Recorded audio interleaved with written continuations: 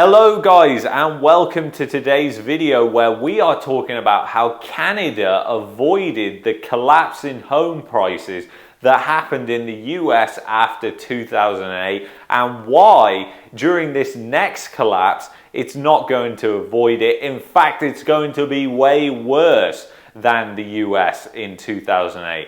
So anyway guys, before we get started, please make sure you like this video. Liking this video sends it out to more and more people, as does commenting on this video. So get started in the comments with what you think about this. I'd love to have a conversation with you. Please subscribe if you haven't already done so, and make sure you share this video because so many Canadians need to see this because they have big misconceptions about how Canada avoided 2008. So without further ado guys, roll the credits, let's do this.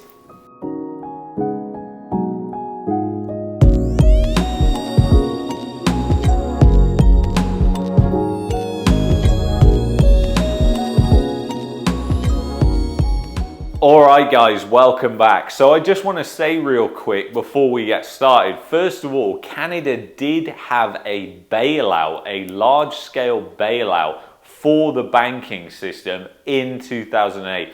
It was called the IMPP, and basically that was a big bailout that happened as the result of the lending practices that were going on in the lead up to 2008. But we didn't have that collapse in home prices. So why is that? Well, we're going to go over that right now. But just remember that that's a big misconception that people have, is that Canada actually avoided the 2008 bailout. It was heavily underreported here in Canada, surprise, surprise, by the mainstream media. But it happened nevertheless, and as a percentage of GDP, the bailout was equal to the US. So it was just as bad in Canada as it was in the US. So let's get into this, guys. Okay guys, so how Canada avoided 2008. I'm going to take you through this really quickly. So private sector debt is the main reason that Canada avoided 2008. So how did it do that? Well, private sector debt was relatively stable for the 20 years prior to 2008. It didn't really vary much in Canada. You're going to notice something else that's very interesting. So was China. China also had relatively stable private sector debt until 2008, where they both went up, and look what is happening to China right now. So anyway, let's take you through this.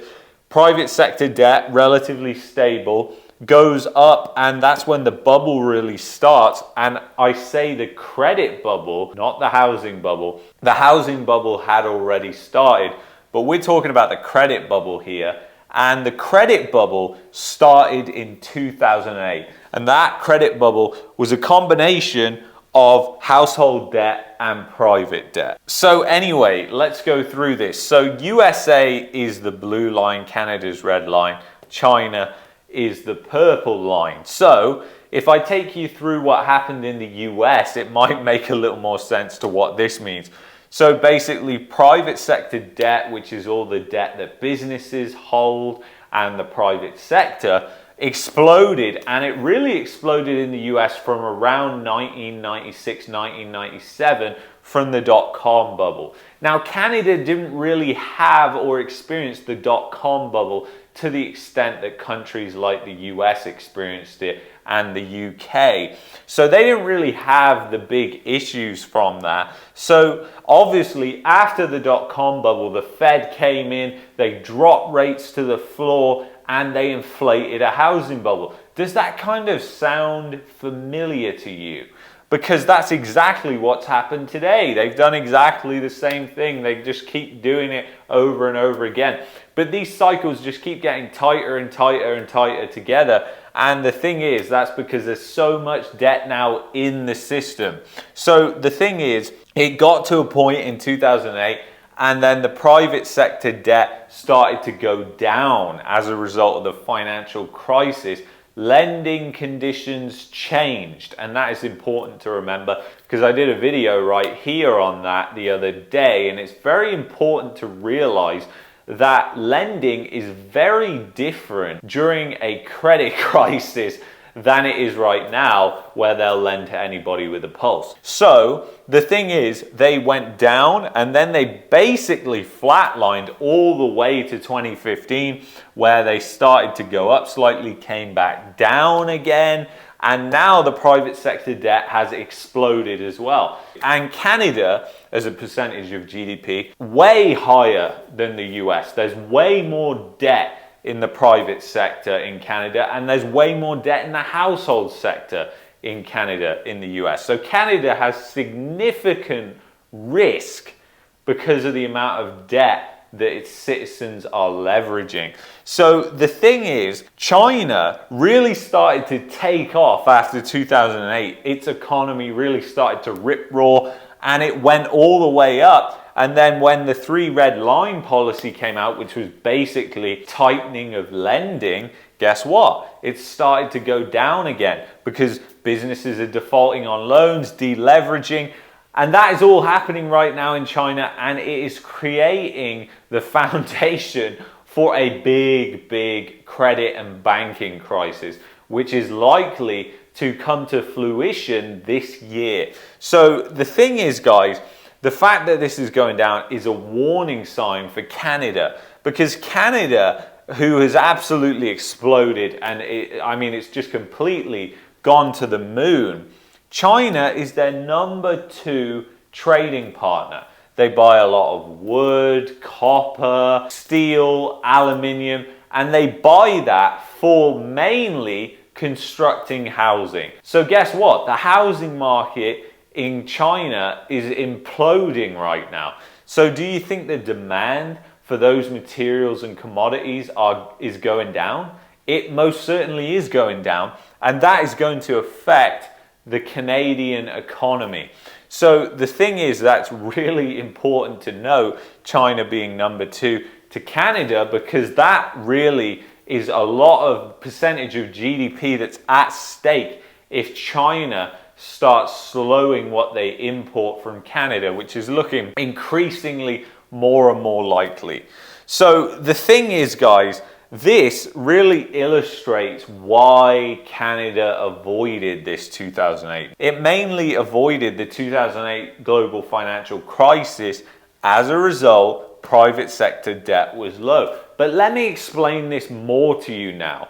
Because the thing is, why is that? Well, the thing is, guys, yeah, you had a housing bubble back in 2008 when the financial crisis hit. But there wasn't as much debt. That debt had not exponentially exploded like it did in the US in the private sector. So when credit conditions tighten and banks want their money back, guess what? A lot of businesses that have took out loads of debt, they don't have that money. So they default, they go bankrupt, and that equals unemployment, which I've just put right there. Private debt going down means unemployment is going to go up. And the thing with that is, you didn't have that in Canada because the private debt was relatively low. In fact, that's when the bubble started. So then they did start to take on debt after the interest rates lowered, and it's absolutely exploded and fueled most of the growth in the private sector in Canada.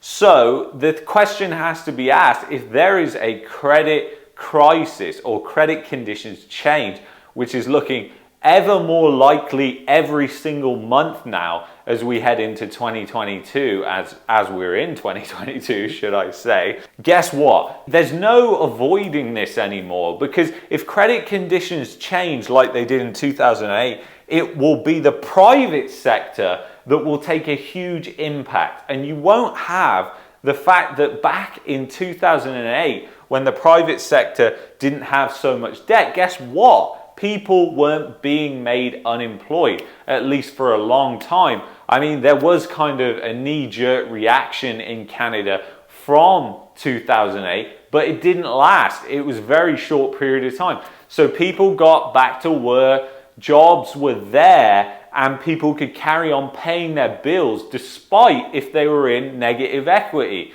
So the thing is, because of that, the housing prices didn't really take a massive hit. So the thing is, what is likely to happen now is because the private sector debt is so high, and people really need to wrap their head around this. It's so high, that means that when the credit crisis hits and credit conditions change, that means that businesses and jobs are gonna go. People are gonna be unemployed. And when businesses go bankrupt, guess what? Lowering interest rates, doing quantitative easing does not create new jobs and businesses. It buys time. It's meant as life support for the system. It's been proven that it actually makes things worse because it inflates bubbles like we have right now, which have collapses eventually. But nevertheless, they do these things.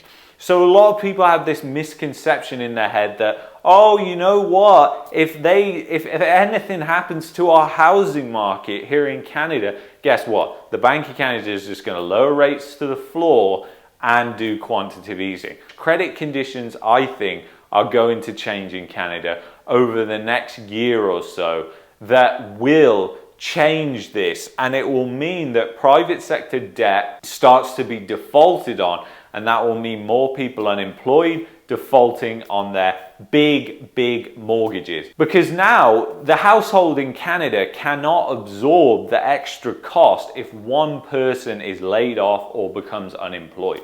They are too in debt. Households are too in debt. So it's a huge problem because you're in a massively precarious place. If credit conditions change, you're screwed. Your back is against the wall. As much as I would like to admit that there was some fancy, rosy way out of this, there really isn't. And it can purely and squarely be blamed on the government of Canada. They are the ones that should have regulated lending properly. They had so many chances to do so. They did not do so, and the blame should be pushed squarely on them. But as usual, guys, you will see the blame of this. It will go on immigrants. It will go on minority groups, as it always does, and as it did during 2008 in the US. The thing is, I'm going to link an article below, and I'm going to be doing a podcast on this. So if you don't want to read, you want to listen, then I'll be doing an episode which will hopefully be linked below in the description. But essentially, or obviously in 2008, and still to this day, so many people believe that the housing crisis in the US was caused by subprime lending. But that's not the case. Studies, reports have come out over the past 5 years that have essentially turned it away from that and said, hey, this was nothing to do with subprime lending. Sure, that had a contributing factor, but it was mostly speculating, things like flipping homes, people becoming landlords, leveraging multiple properties, exactly the same thing as we see going on right now in Canada. And it's so crucial to remember, guys, that at the top of these cycles, it's the same mania. It's the reason why I called this channel Market Mania, that people are just literally, it's like they've got a mental illness. They don't understand what's going on.